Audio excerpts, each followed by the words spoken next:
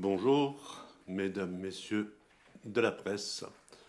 Bonjour à tous ceux qui nous suivent depuis chez eux, qui nous écoutent aussi. Oui, nous sommes arrivés à la fin d'une année scolaire exceptionnelle qui a été très exigeante pour nous tous, où nous avons dû nous restructurer, réorganiser. Nous avons surtout pu compter sur l'engagement de beaucoup de personnes. Tout d'abord, un grand merci. Un grand merci à tous ceux qui étaient concernés par les turbulences créées par le Covid-19 dans les écoles. Merci de votre patience, merci de votre compréhension, merci aussi de la confiance dont vous nous avez témoigné. Merci à tous les élèves, à tous les parents, tous les enseignants, tous les éducateurs, tous ceux qui, de près ou de loin, ont été touchés par cette année scolaire tout à fait différente. Dans le courant des derniers mois, nous avons dû pondérer les nouvelles informations sur le Covid-19. Nous avons réuni des expériences en provenance de l'étranger, mais aussi nos propres expériences chez nous. Nous sommes devenus prudents, nous avons procédé au pas à pas et nous avons pris le temps pour apprendre. Vous savez que depuis le 16 mars, nous n'avions plus de cours du tout à l'école. Vous savez que les premiers élèves ont été repris à l'école le 20 avril, là où nous avions le sentiment que nous risquions de les perdre le 4 mai. Nous avons accueilli les élèves des classes terminales et le 11 mai, les autres élèves du secondaire, le 25 mai, dans l'enseignement fondamental avec des demi-classes, une semaine sur deux. Et puis le 29 juin, nous avons de nouveau regroupé les semaines A et B. Donc, nous avons pris 2 mois et demi pour revenir aux classes entières dans les écoles. Nous avons aussi pris le temps nécessaire pour apprendre à vivre avec le virus et aussi à donner cours avec le virus, à organiser l'école en toute sécurité. Et aujourd'hui encore, nous apprenons, il n'y a pas d'exemple d'une situation identique à l'étranger, il n'y a pas d'expérience sur laquelle nous pourrions avoir recours avec chaque nouveau pas. Nous découvrons un nouveau terrain à Luxembourg et aussi ailleurs dans le monde. Nous observons avec beaucoup d'attention ce que d'autres pays, ce que d'autres systèmes d'éducation font. Dans le courant des 3 derniers mois, nous nous sommes toujours inspirés ou orientés à 3 principes. Tout d'abord, la sécurité et la santé de tout un chacun. Ensuite, permettre autant de formation que possible dans les conditions sanitaires restrictives. Et le troisième principe, c'était chance égale pour tout le monde, à tous les jeunes, donc garantir cela pour tous les enfants, tous les jeunes, pour que malgré le Covid-19, nous puissions offrir à tout le monde les mêmes chances de formation. Et si nous comparons avec la situation dans d'autres pays, je pense que nous pouvons être fiers de ce que nous avons réussi.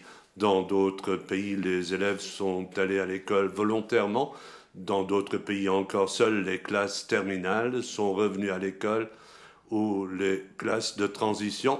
Dans les Bundesländer, on a dit que les élèves devaient se limiter à accorder quelques journées scolaires à l'école avant les vacances d'été et je pense que nous avons ici obtenu d'excellents résultats en ayant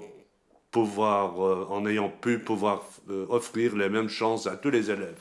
Et nous pouvons aussi être fiers d'une classe terminale que nous avons pu garantir à tous les élèves.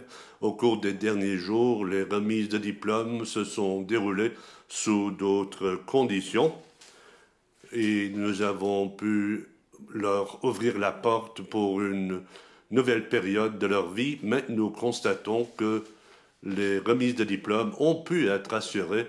Nous avons pu nous réunir et nous avons ainsi pu obtenir un nouveau morceau de normalité. Chaque lycée a insisté pour procéder à une remise de diplôme et je suis heureux d'avoir maintenu notre position.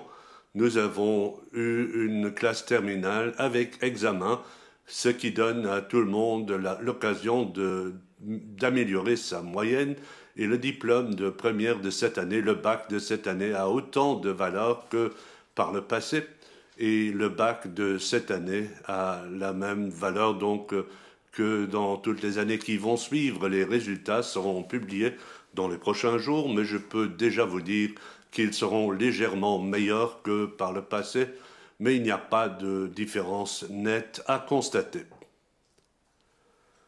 Permettez-moi aussi d'ouvrir une parenthèse par rapport au cas de Covid-19 positif qu'on vient de détecter dans les écoles. Je voudrais faire une petite expérience au début, une expérience de réflexion. Environ 60% des personnes qui ont été testées positivement à Luxembourg ont le permis de conduire. Et donc, disons-nous pour autant que conduire une voiture, c'est dangereux, qu'on peut se contaminer dans une voiture en la conduisant? Évidemment, non. Une grande partie des personnes testées sont aussi des lecteurs de journaux. Et je suppose quand même que personne ne doit se faire des soucis de se contaminer en lisant un journal. Nous pouvons aussi supposer qu'une partie de ceux qui ont été testés positivement sont aussi allés voir dans un restaurant, mais certainement la visite du restaurant ne sera pas responsable de ce test positif. Et il en est de même pour les jeunes qui ont été testés positivement. Oui, une grande partie, ce sont des élèves, mais cela ne veut pas dire pour autant que l'école en soit responsable. 19% des personnes contaminées à Luxembourg sont âgées entre 0 et 19 ans. Et si je retire ceux qui sont âgés de moins de 4 ans, qui ne vont pas à l'école et qui plus tard vont aller à l'école. Donc il est évident que sur les 19%, il y a une grande partie d'écoliers et d'écolières, et nous avons aussi régulièrement des informations dans le cas de tests positifs dans les écoles, dans les institutions de formation.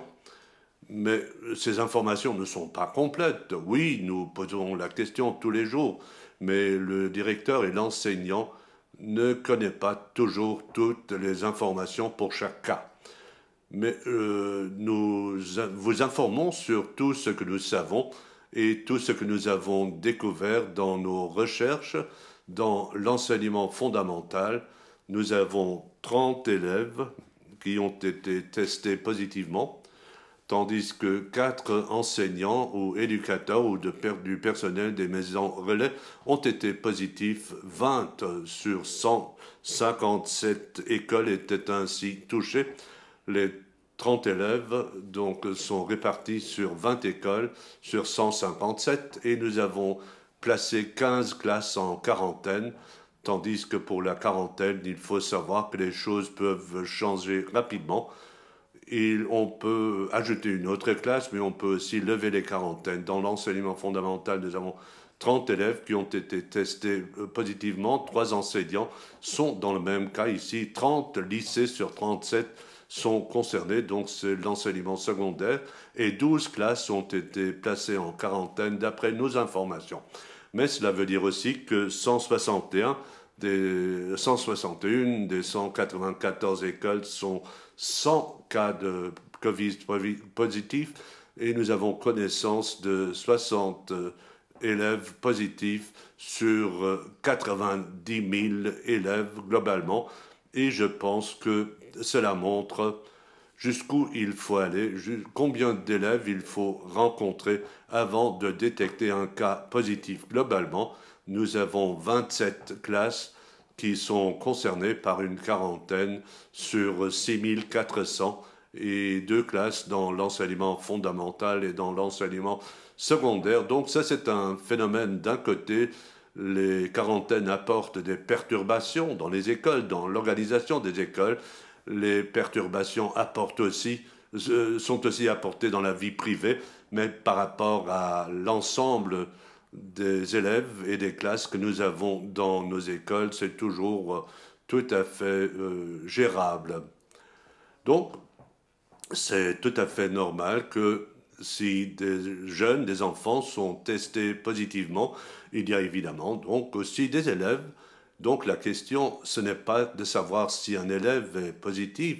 Il y en a évidemment, comme dans toutes les autres catégories d'âge, mais la question sur laquelle nous devons nous concentrer, c'est de savoir si le virus est transmis dans les écoles. Et je rappelle les décisions que nous avons prises en mars quand les écoles étaient fermées parce que nous avons craint une propagation massive par les écoles parce que nous connaissions d'autres virus où c'est le cas. Et jusqu'ici, nous constatons que pour le Covid-19, c'est tout à fait différent.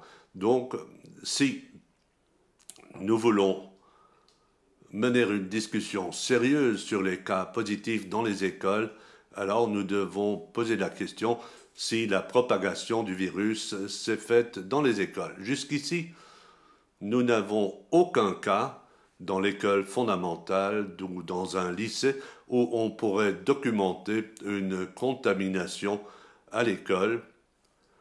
Et au cours des dernières 2 semaines, cela n'a pas été le cas où nous avons travaillé avec des classes complètes malgré le nombre élevé de contaminations que nous avons constaté au cours des dernières semaines. Il y a 2 cas où il y a un doute. Pourquoi? Eh bien, ce n'est pas toujours évident à documenter si, par exemple, 2 ou 3 élèves sont testés positivement dans une classe. Alors, il se peut qu'ils se soient contaminés dans la classe, dans la cour de l'école ou sur le chemin de l'école. On ne peut pas l'exclure, mais si nous entendons que les mêmes élèves ont été ensemble à une fête du pyjama, alors c'est plus probable que ce soit là où la contamination s'est déroulée. Donc nous avons 2 cas où nous avons un tel doute et pour tous les autres cas, il n'y a aucune information qui pourrait nous inciter à penser que ce soit produit à l'école. Ce n'est pas facile à constater, sinon nous aurions pu le documenter beaucoup mieux et pour cela, il faut y regarder de beaucoup plus près. Je vous donne un autre exemple. Un jeune de 17 ans s'est contaminé à son domicile. D'ailleurs, c'est le modèle le plus fréquent que nous retrouvons quand on fait des recherches. Les contaminations se font au domicile privé. Donc un jeune de 17 ans, lorsqu'il est élève, alors est-ce que nous nous posons tout de suite la question? Oui, bon, nous le faisons. Si l'école pose problème, si on va travailler à 17 ans, cela pourrait aussi être le cas. Alors doit-on se demander si l'emploi est le problème, le chemin vers l'emploi? S'il joue au football, est-ce que nous nous posons la question si le sport en est responsable ou s'il joue aux échecs? Bon, je ne veux pas continuer à mener de telles réflexions, mais le modèle que nous avons découvert, c'est que les élèves se sont contaminés chez eux dans leur vie privée, mais nous n'avons pas de preuves pour un cas où cela se serait déroulé dans une école ou dans une école de musique, par exemple. Nous avons, pour la documentation que nous possédons actuellement, et comme on la présente aussi au grand public, bon, c'est une autocritique que je voudrais aussi adresser au gouvernement.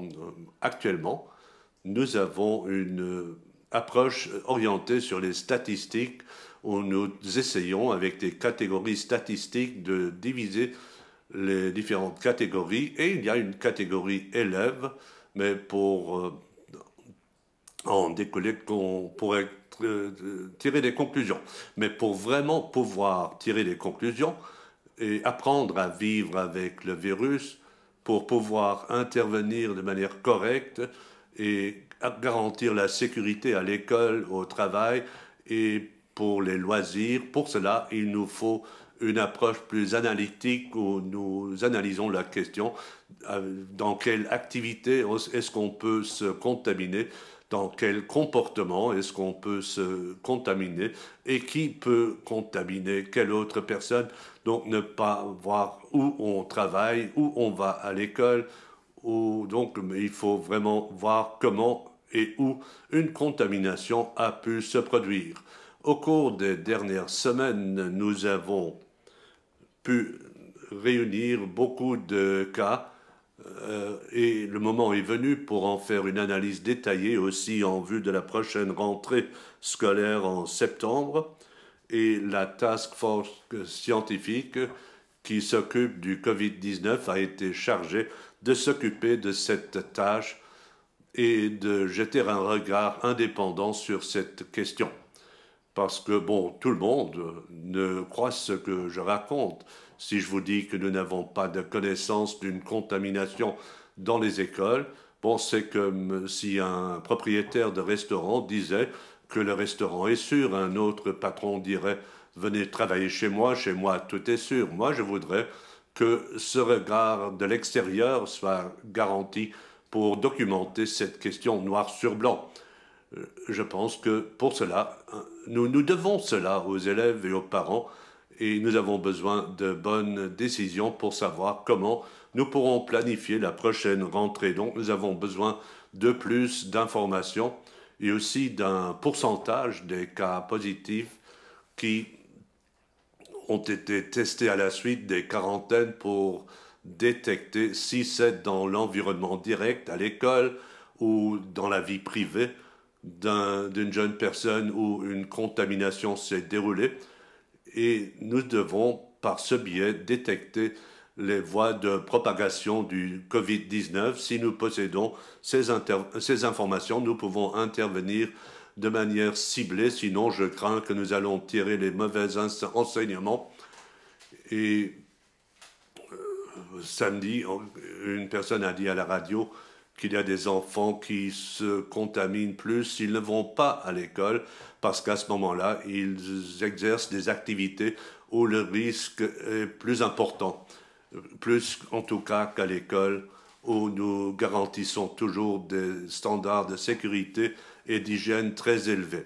Nous avons besoin de toutes ces informations pour planifier la prochaine rentrée, pour avoir une école aussi sûre que possible, et ceci dans l'intérêt des élèves et des enseignants. Et la santé est importante, il faut freiner le Covid-19, mais l'école et l'enseignement sont importants, et pour cela, il faut y regarder de près, et encore une fois, pondérer pour tout faire pour assurer la sécurité et la santé de tous les acteurs, dans la mesure du possible, mais pour parallèlement veiller à ce que le droit à la formation ne soit pas négligé en cette pandémie. Donc il faut pondérer entre les aspects sanitaires et la propagation du virus d'un autre côté, et d'un autre côté le droit à la formation. C'est ce que nous avons fait au cours des dernières semaines, et nous devons continuer à le faire avec de nouvelles informations en vue de la prochaine rentrée. Mais nous devons aussi nous poser la question de quoi nos enfants ont besoin. Ils ont besoin de contacts sociaux, d'école, ils ont besoin de sport, de scout, ils ont le besoin de faire leurs propres expériences, ils ont le besoin de pouvoir bouger. C'est ce qu'un enfant a besoin pour devenir un enfant fort, un jeune fort. Depuis le 16 mars, ils ont dû renoncer à beaucoup de choses, et aujourd'hui encore, tout n'est pas accessible pour ce dont ils ont besoin pour garantir ou pour grandir. Et là aussi, il faut pondérer entre les intérêts de la santé et les intérêts des enfants. Et je pense qu'à l'avenir, nous devons encore procéder de manière plus ciblée pour vraiment garantir au maximum les intérêts des enfants. Mais il faut aussi donner aux jeunes la chance de rattraper ce qu'ils ont raté. Et nous constatons que tous les enfants, tous les jeunes ont vécu la crise différemment, qu'il y a donc de grandes différences pour ce qui est des progrès scolaires, de grandes différences pour le rythme de vie, de grandes différences pour les contacts sociaux, de grandes différences pour les mouvements qui ont été possibles pendant cette période. D'un côté, nous avons pu profiter de la paix, du calme dans les familles où on a pu passer un temps relax avec les enfants sans la pression habituelle, sans la planification journalière et hebdomadaire, parce qu'on a pu prendre des décisions spontanées pour discuter dans le calme, apprécier le fait de pouvoir jouer ensemble, ce qui nous a manqué par le passé. Mais pour les jeunes, il leur a manqué autre chose et il faut le rattraper parce que le Covid ne doit pas mener à un désavantage permanent pour les enfants. Et pour cela, nous avons pris toute une série de mesures qui, pendant les grandes vacances et par après, seront appliquées. En fait, à partir du 15 mars, dans la prise en charge journalière des enfants, nous allons redécouvrir une partie de normalité dans les crèches, dans les maisons relais. C'est à partir du 15 juillet. Donc les enfants pourront de nouveau rencontrer leurs camarades, entreprendre des activités en commun parce que tout cela n'a pas été possible dans les derniers mois. Et pour cela, il est important que les enfants puissent aller à la crèche dans les maisons relais pendant l'été. Et c'est bon d'organiser des activités d'été avec des colonies, des camps. Vous savez que pour les crèches, elles vont de nouveau fonctionner normalement à partir du 15 juillet. Évidemment, toujours avec des mesures de sécurité et d'hygiène, mais les enfants pourront tous de nouveau se réunir. Les maisons relais vont être ouvertes, il y aura des camps de vacances et beaucoup de maisons relais ont adapté leur programme. Aujourd'hui, le SNJ et d'autres associations caritatives ont présenté un programme d'activité estivale. Évidemment, là aussi, il y a des règles sanitaires qui doivent être respectées. Le principe fondamental pour les maisons relais et pour les camps de scouts, pour les activités scolaires, dans un groupe où il y a 50 enfants, il y aura 10 animateurs, mais à l'intérieur des groupes, on va disposer de la plus grande liberté possible. Il faudra que les distances soient respectées, qu'on comporte une protection buccale. Donc ce sera possible de rencontrer d'autres enfants pour des activités communes à l'intérieur d'un groupe de 50 personnes avec 10 animateurs. Je pense que, bon, d'un côté, cela va assurer la sécurité et le Covid-19 ne pourra pas être transmis dans ces activités. D'un autre côté, on aura les libertés nécessaires pour les activités pédagogiques pour offrir aux enfants ce qu'ils ont raté pendant une longue période. Puis nous avons établi un programme qui s'appelle Prêt pour la rentrée, où tous les élèves du fondamental et du secondaire vont avoir des dossiers thématiques dans les branches principales, pour les branches essentielles, pour leur garantir les compétences. Nous pouvons préparer des unités, nous avons ajouté le corrigé, et les élèves et les parents pourront les utiliser de manière autonome avec l'objectif de combler certaines lacunes, mais aussi pour faire en sorte que ces lacunes ne s'approfondissent pas encore davantage, parce que là aussi, la preuve est fournie, les longues vacances font que l'un ou l'autre élève accuse des retards scolaires. Tout cela sera placé en ligne jusqu'au 24 août et sera accessible pour tous les élèves, les parents et les enseignants du fondamental. Et pour nous, c'est important de commencer d'abord à avoir des vacances.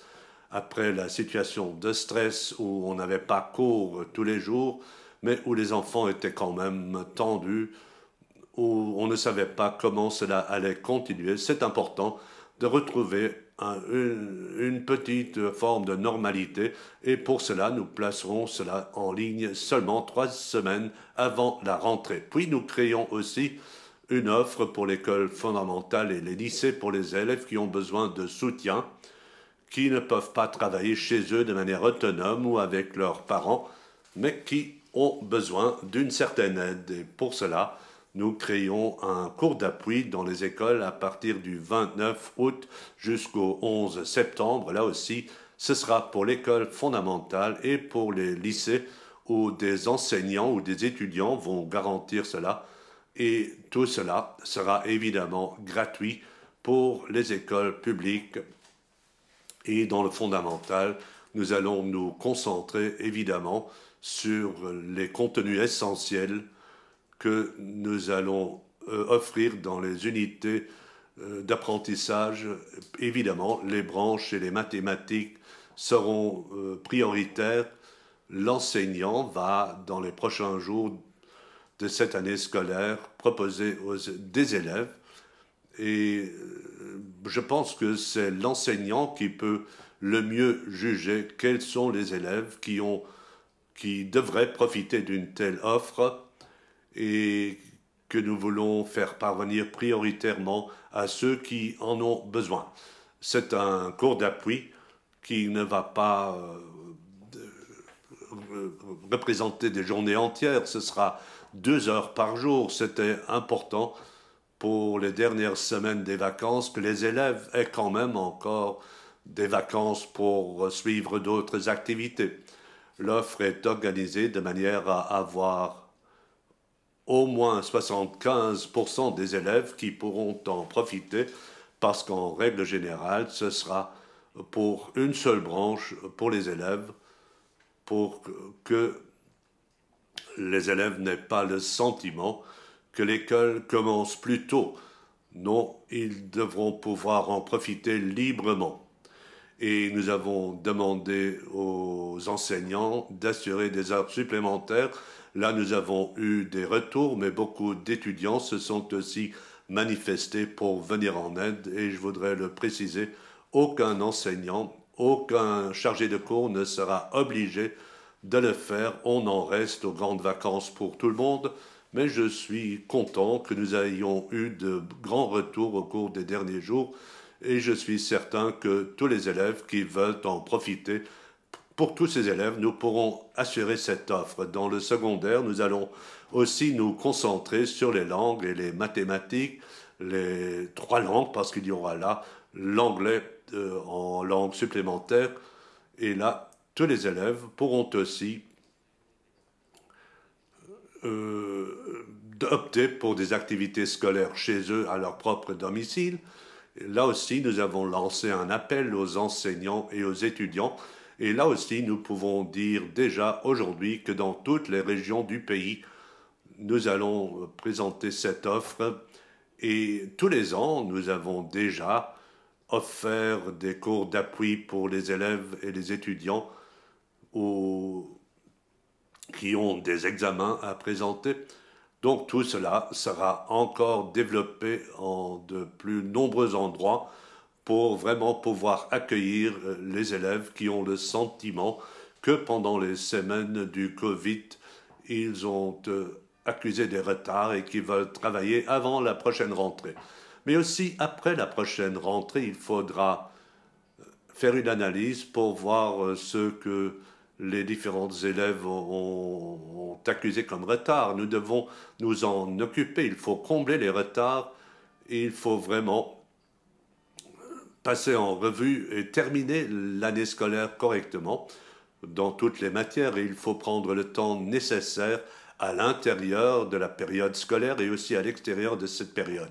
Dans l'enseignement fondamental, nous avons décidé que pour l'appui pédagogique du premier semestre, nous allons nous concentrer sur les retards scolaires pendant les semaines où il n'y avait pas cours et pendant les semaines où il y avait des cours alternatifs et l'enseignant peut décider parce qu'il va voir dans la classe qui a besoin d'une aide et il peut donc accorder une aide individuelle aux enfants pendant les premières semaines ou les 3 premiers mois de la prochaine année scolaire pour tout faire pour que des retards puissent être rattrapés.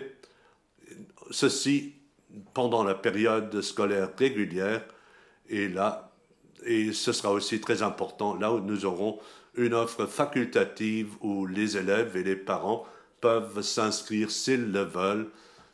Là, ici, si un enseignant découvre des retards, alors on va intervenir et c'est aussi un morceau d'égalité de chance pour tous les élèves qui pourront profiter de l'une ou de l'autre offre pour faire des efforts individuels ou cumulés. Dans l'enseignement fondamental, nous allons aussi offrir des appuis à l'extérieur des périodes scolaires, le jeudi, le mardi après-midi, pendant la première année. Et là aussi, nous avons encouragé les enseignants pour assurer des heures supplémentaires et je pense que nous allons offrir un joli programme pour pouvoir, autour de Noël, dire, voilà, nous avons fait tous les efforts pour que tous les élèves puissent oublier la période du Covid et continuer avec un rythme normal. Dans l'enseignement secondaire, nous allons aussi faire plus d'efforts pour offrir de l'appui après la rentrée. Ici, nous donnons un plus d'heures d'appui auxquelles les écoles ont droit déjà maintenant. 20% de cours d'appui supplémentaires jusqu'à la fin du premier trimestre. Et je pense que là aussi, nous pourrons réaliser un très joli programme dans l'intérêt des élèves qui accusent un retard ou pour les enseignants qui ont le sentiment qu'il y a des retards à combler. Nous étions tous engagés dans l'apprentissage à distance et aussi dans l'apprentissage en alternance. Et ces jours-ci encore, on s'est beaucoup concentré sur les derniers jours d'école pour transmettre les connaissances qui étaient nécessaires. Et pourtant, nous avons besoin donc de ces possibilités pour compenser pendant les vacances scolaires et pendant le premier trimestre de la prochaine année scolaire. Il était clair qu'aucun élève ne devait emporter des dégâts suite au Covid et les jeunes ne doivent surtout pas devenir les premières victimes de la crise du Covid et nous allons donc tout faire pour que cela ne soit pas le cas. Et évidemment, il y a encore des soucis que nous avons, entre autres la situation sur le marché du travail, un marché du travail où il y a de grandes insécurités pour le développement économique du pays, de l'Europe et du monde. Un marché du travail où, de toute façon, on veut miser sur des personnes qui ont des expériences professionnelles, plus que sur les élèves qui étaient le moins, ou les étudiants qui étaient le moins protégés, qui au début reçoivent tout d'abord un CDD avant d'avoir de réelles perspectives professionnelles. Et évidemment, pour nous, nous avons des soucis si les jeunes diplômés, d'ailleurs je l'ai déjà dit lors des remises de diplômes, quels sont nos soucis par rapport aux premiers pas qui sont faits dans la vie professionnelle. Et pour cela, il est important d'avoir pris une série de mesures parce que le risque est réel de vivre une génération du corona qui risque de devenir une génération perdue. Et ce que le gouvernement a été retenu, entre autres, dans la tripartite, et le ministre du Travail, Dan Kersh, l'a annoncé hier. Et pour ce que nous faisons dans le domaine de l'éducation et de l'apprentissage, ce sera un programme pour donner aux jeunes des perspectives et dans la suite de la crise du corona. Un pilier important de ce programme, c'est un appel à rajouter une formation. Nous savons que de toute façon, dès avant la crise du corona, un meilleur diplôme offre de meilleures chances sur le marché du travail et je pense que maintenant cela vaut le coup de réfléchir si on doit tout de suite essayer de trouver un emploi sur le marché du travail ou si on ne devrait pas envisager de rajouter une formation. Si on a le CAP, le TAP, le CAP, s'il ne vaut pas mieux essayer de faire un diplôme de technicien si on a un bac, s'il ne vaut pas mieux de rajouter un BTS ou des études supérieures. Je pense que cela vaut le coup d'envisager une formation plus longue, plus que de chercher pendant un an un emploi. Et pour cette raison, nous donnerons plus de moyens aux écoles pour pouvoir ouvrir davantage de classes, pour accueillir davantage d'élèves. Et dans les prochaines semaines, au-delà des grandes vacances, nous allons faire de la promotion pour des formations supplémentaires et pour dire à tout le monde, tu as aussi une chance et ta place est aussi à l'école et nous pouvons mieux te préparer pour la période d'après Corona, plus que si tu vas sur le marché du travail tout de suite. Un autre élément important concerne la formation professionnelle parce que nous avons constaté qu'au 1er juillet, nous n'avions que 70% des places d'apprentissage, 60% de ce qui avait été possible l'année passée. Et là, nous risquons d'avoir des jeunes qui ont réussi leur 9e, qui ont les moyennes et les notes nécessaires pour rentrer dans une formation, mais qu'il n'y a pas de place d'apprentissage disponible. Donc, nous allons tout faire à l'école et aussi dans les entreprises pour que ces jeunes-là ne soient pas abandonnés, pour qu'ils ne décrochent pas, pour qu'ils s'isolent, pour qu'ils ne finissent pas par s'isoler et se retrouvent dans la catégorie de ceux qui ne figurent plus dans un programme ni dans un travail, dans un poste de travail. Pour cela, le gouvernement a proposé d'accorder une prime aux entreprises pour les places d'apprentissage qu'ils créent, une prime qui varie. Si on obtient plus, si on prend un apprenti qui a perdu sa place d'apprentissage, c'est aussi un phénomène que nous constatons. Il y a des entreprises qui n'ont pas réussi à survivre à la crise du Covid et qui n'ont pas pu garder leur apprenti, qui n'a donc pas pu terminer son apprentissage, et c'est notre première priorité de les replacer dans un apprentissage pour clôturer cet apprentissage. Et là, c'est le montant le plus élevé, jusqu'à 2500 € qu'on peut obtenir. Et si une entreprise accueille un tel apprenti, nous avons dit aussi qu'il y aura des primes plus élevées pour les entreprises qui offrent plus de postes d'apprentissage plus que par le passé, parce que là aussi, ce serait un signal important que nous ne voulons pas laisser tomber les jeunes, mais un signal important aussi pour dire que nous nous préparons pour la période d'après-crise. Le plus grave, ce serait si on n'avait pas suffisamment de spécialistes, si l'économie reprend. Et je me rappelle la situation il y a 6 mois où toutes les entreprises, tous les secteurs du Luxembourg ont demandé du personnel bien formé et nous devons tous continuer à travailler pour retrouver cette situation et pour cela nous devons faire tous les efforts aujourd'hui pour donner une perspective à beaucoup de jeunes par le biais de l'apprentissage et de la formation professionnelle. Donc ce seront des primes uniques pour les entreprises entre 1500 et 2500 € en fonction des critères que j'ai expliqués. Mais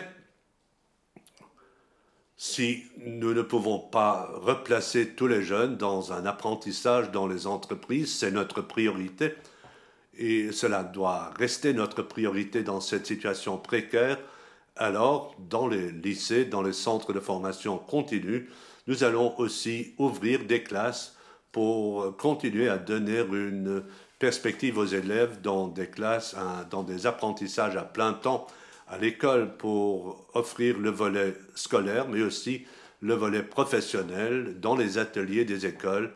Et dans de nombreux lycées, on s'est spécialisé sur la formation professionnelle et on essaye de développer des propositions dans cette optique. Donc, nous allons vraiment essayer de nous impliquer encore plus dans l'apprentissage. En fait, nous allons aussi offrir d'autres programmes aux jeunes. non pas l'apprentissage direct, mais la préparation de l'apprentissage avec des programmes que nous avons développés au cours des dernières années, mais qui deviennent particulièrement importants, où il importe par exemple de renforcer les compétences sociales pour trouver par la suite un poste d'apprentissage chez un patron, pour suivre un apprentissage, pour donc encourager le passage à l'apprentissage, pour mettre à disposition tous les moyens pour un jeune, pour qu'il puisse se préparer à la rentrée dans l'apprentissage.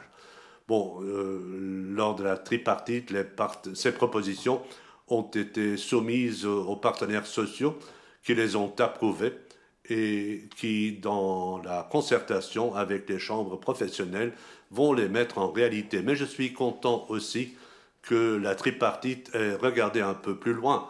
Et pour cette raison, nous voulons vraiment voir dans quel domaine nous devons différemment former les jeunes pour voir quelles sont les compétences dont on a besoin aujourd'hui, pour voir où sont les transitions technologiques qui vont avoir des répercussions sur le monde professionnel, sur le monde du travail et sur la réalité dans les entreprises. Et avec des programmes de formation et de formation continue, nous devrons réagir. Et je pense que là aussi, nous devons profiter de la crise. Là aussi, nous devons non pas retourner dans la situation d'avant la crise, mais mener le pays là où nous devrons nous trouver à l'avenir. Et évidemment, là, il y a des sujets comme la numérisation, l'énergie, comme la durabilité, qui dans différentes professions vont disparaître, mais il y aura aussi de nouvelles professions qui seront créées où on aura besoin de nouvelles compétences, des compétences différentes par rapport au passé. Et nous allons mener ces discussions avec les partenaires sociaux pour faire en sorte que nous puissions investir dans l'avenir avec des formations et des formations continues pour l'avenir. Et comme aucun élève ne doit être désavantagé, nous ne devons pas oublier les jeunes qui étaient solidaires avec tous les concitoyens vulnérables, et maintenant nous devons être solidaires avec les jeunes et leur offrir des perspectives pour leur propre avenir. Et pour cela, je vais pleinement m'engager, de même que le gouvernement, et je suis content que cela ait été considéré comme première priorité à la tripartite, et ce sera aussi ma propre priorité et la priorité du ministère de l'Enseignement dans les prochains mois. Comme nous avons soutenu les élèves dans les derniers mois, nous pouvons maintenant soutenir les jeunes pour que le corona puisse quand même leur permettre d'avoir des perspectives d'avenir. Nous devons le faire tous ensemble. Nous devons le faire comme nous l'avons fait au cours des derniers mois. Et encore une fois, je voudrais remercier tout le monde pour la coopération qui a été difficile au cours des derniers mois. Nous avons tous nous engagés et je voudrais aussi exprimer ma reconnaissance pour l'engagement dont tout le monde a fait preuve de son côté de manière exemplaire. Nous avons montré quelles sont nos capacités et je serais heureux si dans les prochains mois et jusqu'à la fin de la crise, nous pouvions continuer à le faire. Dans une période difficile, nous avons agi, réagi et nous avons tous eu un sentiment mitigé. Et il n'y a pas que le respect face à l'engagement de tout un chacun, des parents, des enseignants et des élèves, mais ce qui m'a aussi touché, c'est la confiance manifestée par les élèves et les enseignants dans chaque phase de ce déconfinement. Et maintenant, je voudrais souhaiter à tout le monde une belle vacance. Nous avons mérité ces vacances plus que jamais, mais là aussi, il faut faire très attention, rester en bonne santé, construire des réserves pour pouvoir réagir aux défis qui nous attendent en automne. Nous savons que nous allons vivre encore un certain temps avec le Covid-19.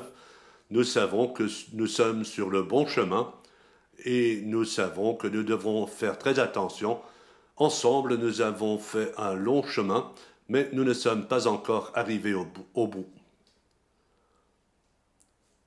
Mesdames, Messieurs, est-ce qu'il y a des questions?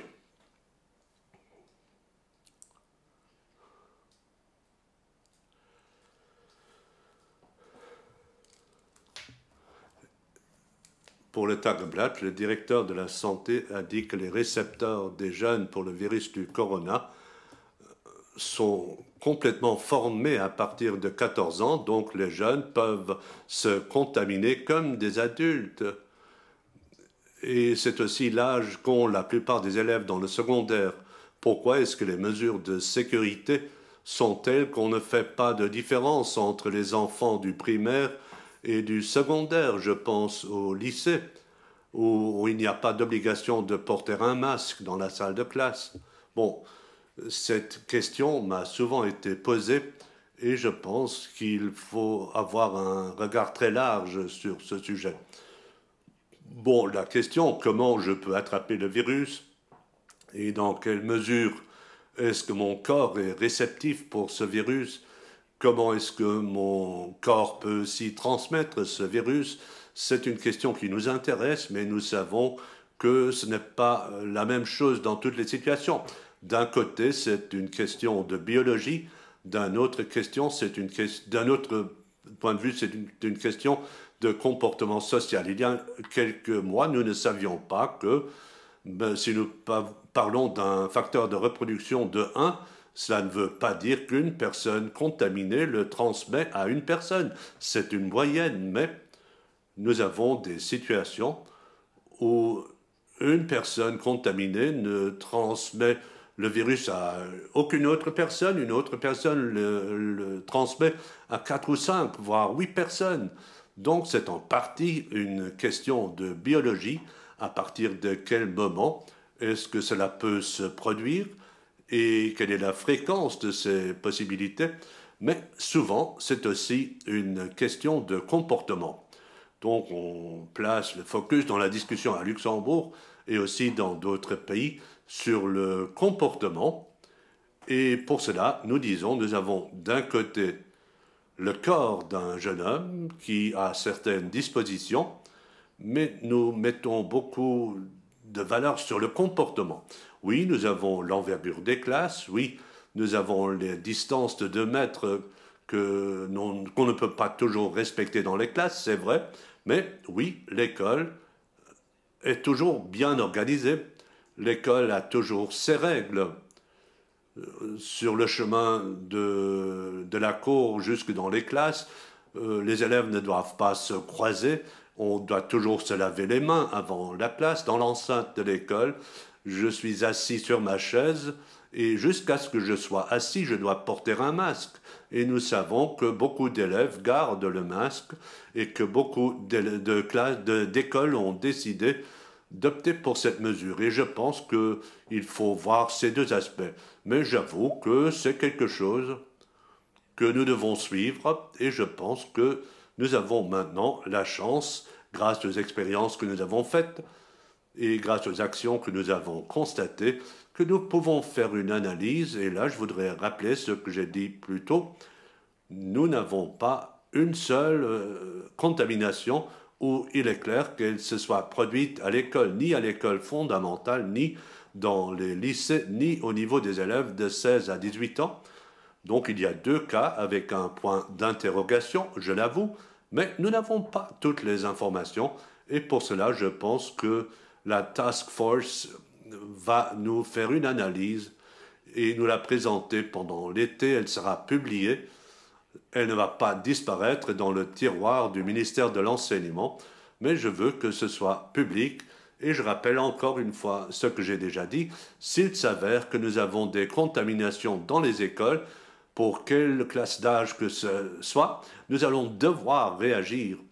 Je serai le premier à le faire.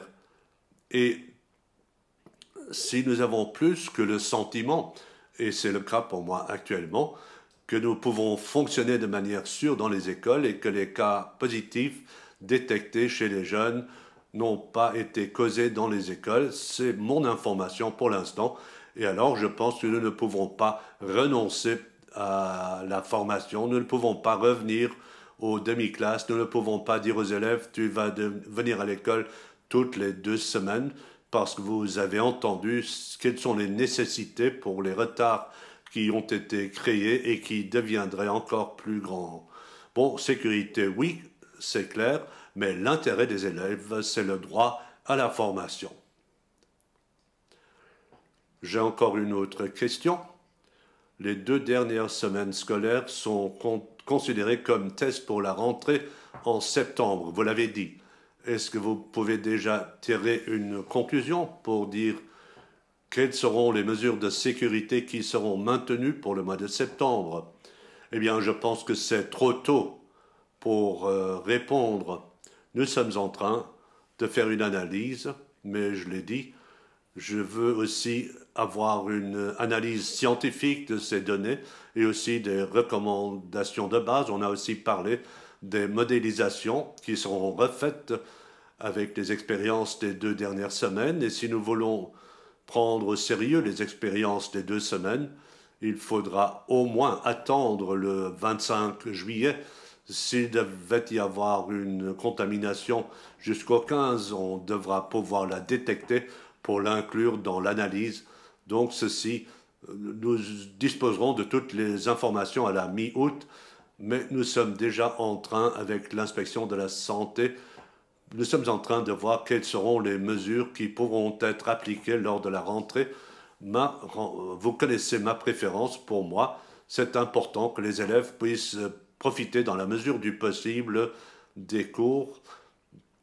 Mais évidemment, les réflexions épidémiologiques et sanitaires seront aussi prises en considération. Je voudrais dire aussi que je puis m'imaginer que nous aurons un modèle plus varié parce que nous constatons quand même, et j'ai cité des chiffres, dans différentes écoles, nous avons détecté des cas positifs et dans d'autres écoles, cela n'a pas été le cas. Et je pense que cela aussi doit être une réflexion pour dire qu'il y a des niveaux différents de mesures qui devront être appliquées en fonction de la situation dans une école, dans une région. Ce sont aussi des éléments, mais maintenant, il faut nous donner la chance de faire des analyses avant de prendre une décision.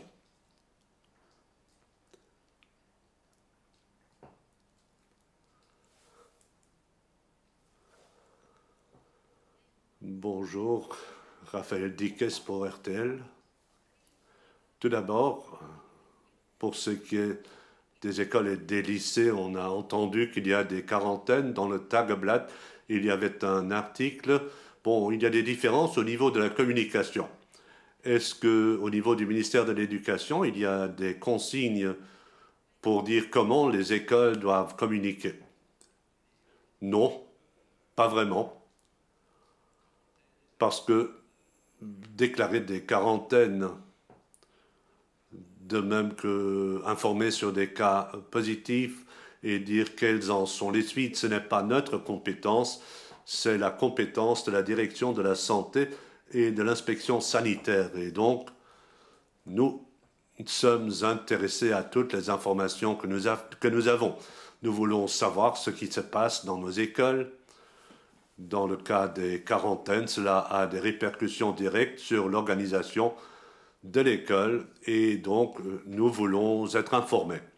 Mais nous ne sommes pas ceux qui fixent les règles de communication pour dire qui peut dire quoi à quel moment. Et je dois dire aussi que je refuse que cette décision soit prise au niveau de l'éducation nationale. Nous avons une bonne coopération avec les instances sanitaires. Ce n'est pas possible qu'un enseignant soit obligé de téléphoner aux parents lorsque les enfants sont placés en quarantaine. C'est la tâche de l'inspection sanitaire. Nous n'avons pas la compétence de prendre ces décisions. Mais il semble aussi que les professeurs ne sont pas informés lorsque des gens sont en quarantaine. Là, il n'y a pas de bonne communication à l'intérieur des écoles. Cela peut aussi créer des problèmes. Tout à fait d'accord avec vous. Hier, nous en avons parlé avec la santé pour discuter de la communication et pour essayer que les gens soient informés sur le terrain et pour éviter que les informations soient répandues dans toutes les directions avant que le directeur ne soit informé. Nous avons eu de tels cas, je ne veux pas m'en cacher, et nous serions heureux s'il y avait un flux plus réglé par le biais de l'éducation nationale. Et alors, nous pourrons communiquer de manière plus claire sur le terrain. On peut comprendre qu'il y a de la panique actuellement et on peut l'éviter. Il y aurait aussi 30 contaminations dans l'école fondamentale, 30 dans le secondaire. Est-ce qu'il s'agit de contamination active? Oui, ce n'est pas cumulé depuis le début de la crise, ce sont des contaminations actives. Ce sont les informations dont nous disposons. Nous faisons tous les soirs un tour de table avec toutes les directions. Et les différents directeurs nous disent, nous avons eu tel ou tel appel de téléphone, et pour tel ou tel enfant, voilà, c'est la situation d'hier soir. Mais aujourd'hui, d'ailleurs, déjà, il peut y avoir un changement. Et nous aurons certainement besoin d'une amélioration des communications internes entre les instances de la santé et de l'éducation. Je n'exclus pas qu'il y ait d'autres cas dans le secondaire ou dans le fondamental.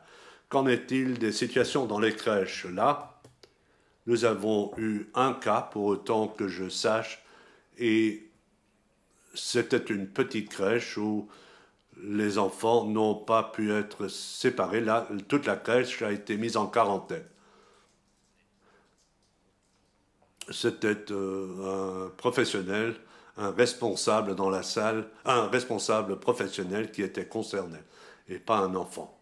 Maintenant, vous, en tant que ministre de l'Éducation, vous voulez que les élèves puissent aller à l'école pour combler toutes les lacunes. Avec le recul, est-ce qu'on n'aurait pas mieux fait pour les jeunes de plus de 13 à 16 ans de leur donner la possibilité de donner aux parents la possibilité de prendre congé pour raisons familiales? Au début, on avait pensé à 2 semaines, c'est faisable pour des jeunes de 14 à 15 ans, mais puis 8 semaines à la maison pour l'enseignement à domicile, c'est quand même, ce sont encore des enfants. Est-ce que ce n'était pas une erreur? Est-ce qu'on n'aurait pas dû accorder plus d'aide pour mieux préparer les enfants? Je pense que il faut faire une analyse critique de tout ce qui a été fait pendant la crise et il y aurait certainement des choses qu'on aurait pu faire différemment. Mais comme pour d'autres mesures mises en place, si on regarde la situation à l'étranger, où on n'a pas eu droit à de telles aides ou dans de telles situations de congé, on a dû renoncer à une partie des revenus. Et donc, je pense que nous avons des règles pour congé pour raison familiale entre mars et juillet. Et évidemment, jusqu'à 13 ans, c'était très généreux, je voudrais le souligner. Mais que l'on ait pu avoir une autre approche, bon, je ne veux pas m'en cacher. On va faire une analyse, mais le gouvernement a fait un maximum pour venir en aide aux familles au cas où vraiment il n'y aurait pas eu d'autres possibilités. Et une autre question qui se pose, si on insiste sur le droit à la formation et à un encadrement, on entend aussi des jeunes qui étaient seuls du matin jusqu'au soir, où les parents n'ont pas pu faire grand-chose, où les enfants étaient abandonnés. Oui, c'est un phénomène, et je pense que les pédiatres le disent, beaucoup de jeunes étaient encadrés pendant la journée par les parents et ont en fait perdu leur rythme de vie. Si les écrans sont encore en marche jusque tard dans la nuit, c'est aussi une réalité. Bon, évidemment, les enfants n'ont pas dû être à l'école à 8 heures et ne se trouvaient pas devant leur écran le matin à 8 heures pour commencer à travailler. C'est vrai, Ce sont des conséquences négatives qu'il faudra aussi considérer tôt ou tard. Et je dis, nous devons constamment pondérer, regarder d'un côté la santé des jeunes, la prévention, d'un autre côté comment nous pouvons gérer le virus, mais aussi voir quel est le prix payé par les jeunes et donc vraiment pondérer. Et du point de vue médical, il y a des études réalisées par le LISER sur les répercussions psychologiques où on place le focus sur les enfants et sur le plan international, on travaille beaucoup dans cette direction. Nous ne sommes pas une île isolée et tant pour nos réactions que pour ce que le confinement fait avec une société. Là, nous devons faire une analyse et tirer des conclusions. Bon, maintenant, pour voir si à l'avenir on ne devra pas réagir différemment. Nous espérons qu'on ne va pas retrouver des situations aussi graves, mais cela nous en dit long sur la société et la cohabitation. Et comment, avec quelle rapidité envisagez-vous d'avancer, avec quelle rapidité va-t-on tirer des enseignements pour l'école? Je pense que chez nous, au ministère, il y a toute une série de réflexions dans cette direction. Aussi au niveau de Dan Kirsch, au ministère du Travail et de l'Emploi, on envisage aussi bon, le programme gouvernemental nous donne des pistes très intéressantes dans ce domaine. Bon, et si j'ai eu de premières discussions avec les partenaires sociaux, je pense que nous pouvons rapidement nous mettre d'accord sur différents points. Nous n'allons pas commencer à zéro. Nous disons que la formation fondamentale et la formation de base et la formation continue doivent être encouragées. Nous avons des possibilités pour la formation continue. Nous avons des instruments financiers maintenant. Et il reste à voir si nous pouvons construire sur ces piliers, s'il faut les renforcer ou s'il faut en rajouter.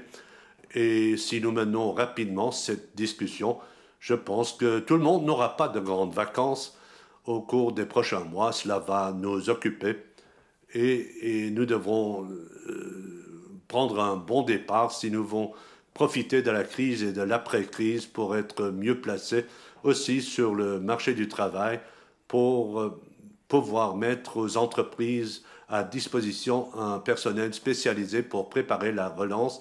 Alors nous ne pouvons pas nous retrouver dans des discussions pendant 2 ans.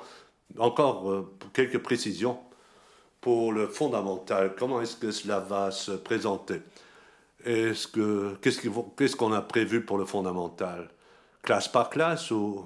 Bon, nous avons un certain nombre d'élèves par classe qui ont été fixés, où nous disons l'enseignant cherche un certain nombre d'élèves par classe et on va discuter avec les parents si les élèves sont disponibles à partir d'un certain moment. Et si c'est bon, on insiste pour une branche pour ne pas être à l'école à plein temps avant le véritable début des cours. Bon, si j'ai cours de 8 à 12, alors j'ai déjà presque le même rythme qu'actuellement. Et nous voulions éviter cela. Et il importe donc de bien distribuer les postes que nous avons créés. Et je pense que pour tous les élèves qui ont des besoins, nous allons pouvoir offrir une possibilité. Et à ce moment-là, en fonction du nombre des classes, il y aura un enseignant ou un étudiant qui va accompagner les élèves. Mais ce qui va être fait va se limiter aux unités et aux projets que nous avons développés qui seront accessibles pour tout le monde. Les parents pourraient dire pour les mathématiques, je préfère qu'ils aillent en classe pour être accompagnés pour l'allemand, le français. Je vais le faire au domicile avec les élèves du fondamental parce que là, les parents se sentent à l'aise et pourraient le faire de manière autonome. Donc, nous n'avons pas seulement une proposition pour quelques élèves, c'est une proposition pour tout le monde et on peut le faire de manière autonome et on peut, en cas de besoin, avoir recours à une aide ponctuelle. Donc, je vous remercie de votre intérêt et je voudrais encore une fois rappeler ce que j'ai dit. Je vous souhaite de belles vacances pour ceux qui pourront en profiter. Merci beaucoup.